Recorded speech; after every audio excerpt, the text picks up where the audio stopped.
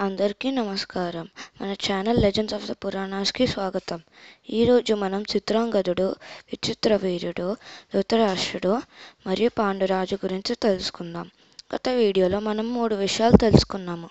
శాంతను మహారాజు సత్యవతిని ఎలా వివాహం చేసుకున్నారు, దేవవ్రతుడు భీష్మునిగా ఎలా అయ్యారో, భీష్ముడిని భీష్మాచార్యులు అని కూడా ఎందుకు పిలుస్తారో తెలుసుకున్నాం.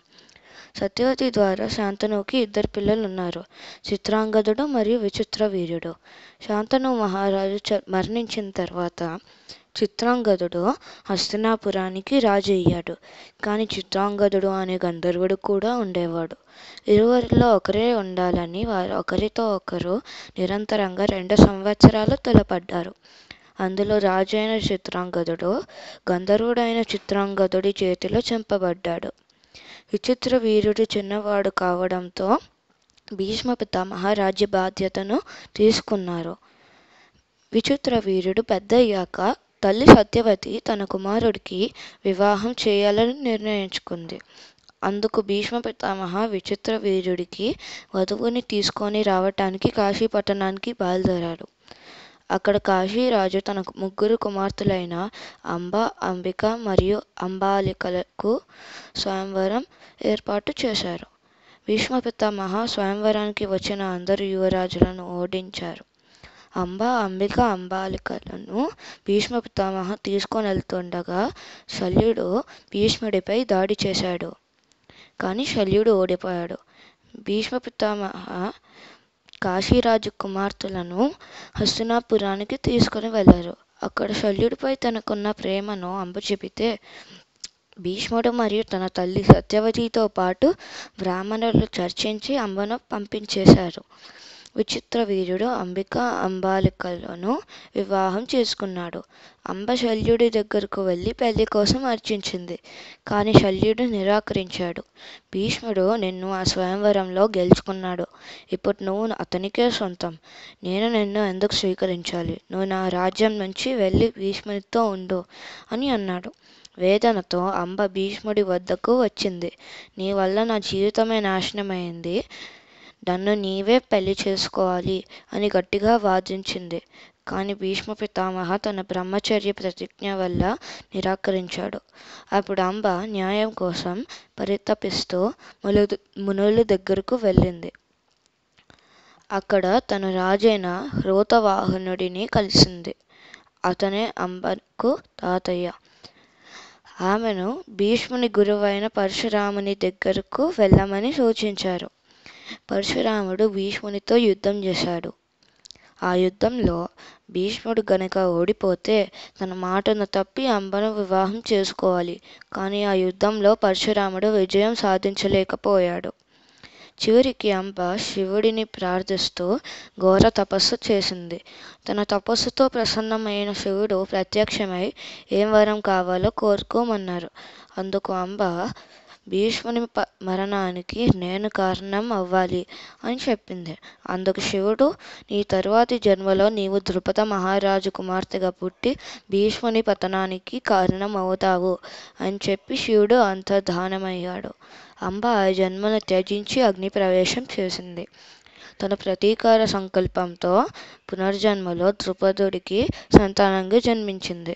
మనం అంబ కురుక్షేత్ర యుద్ధ సమయంలో భీష్ముని పతనానికి ఎలా కారణమైందో తర్వాత వీడియోలలో తెలుసుకుంటాం. ఆరోగ్య సమస్యల కారణంగా విచిత్ర వీరుడు మరణించాడు. అతనికి సంతానం ఎవరూ లేరు.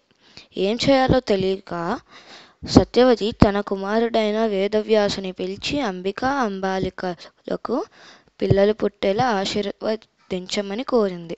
వేదవ్యాసుడు తీక్షణమైన ధ్యానం వలన భయంకరమైన రూపాన్ని పొందారు.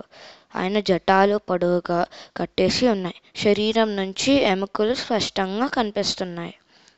అంబిక వేదవ్యాసుడిని కలిసినప్పుడు ఆమె భయంతో కళ్ళు మూసుకుంది.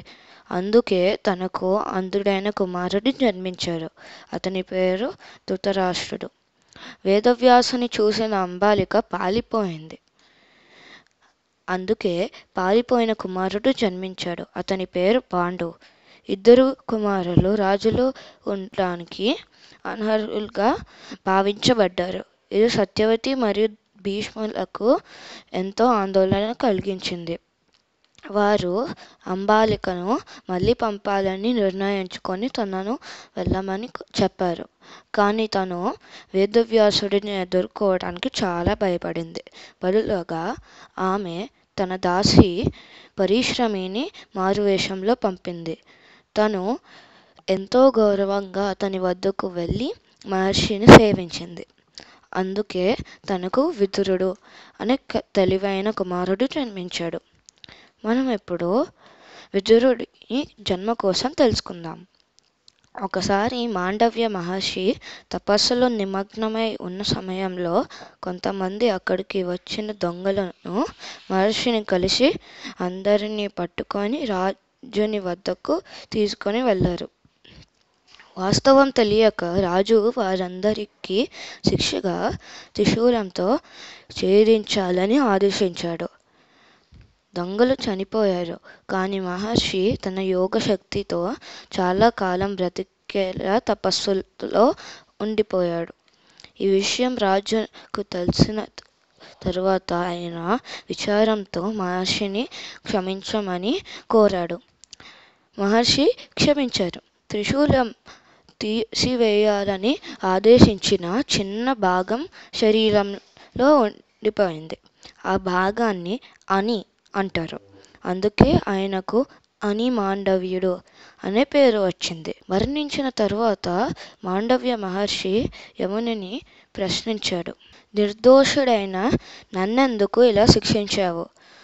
యముడు జవాబిచ్చాడు, చిన్నప్పుడు నీ ఒక పురుగుని గడ్డితో పొడిచావు. అది నీ పాపం. మహర్షి ఆగ్రహించారు.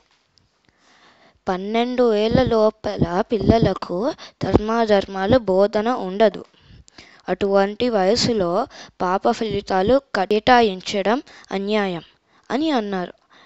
అతను యమునిని శపించి శూద్రునిగా జన్మించాలని తీర్పు ఇచ్చాడు. ఆ శాపం వలన యముడు విదురునిగా జన్మించాడు. తరువాత మహర్షి తన తపస్సు శక్తితో కొత్త ధర్మ నియమాన్ని ప్రకటించారు. ఇకపై 14 ఏళ్ల లోపల పిల్లలకు కర్మ ఫలితాలు అన్వయించవు అని. మనం వచ్చే వారం ధృతరాష్ట్రుడు మరియు పాండురాజు గురించి మరికొన్ని విషయాలు తెలుసుకుందాం. Thanks for watching.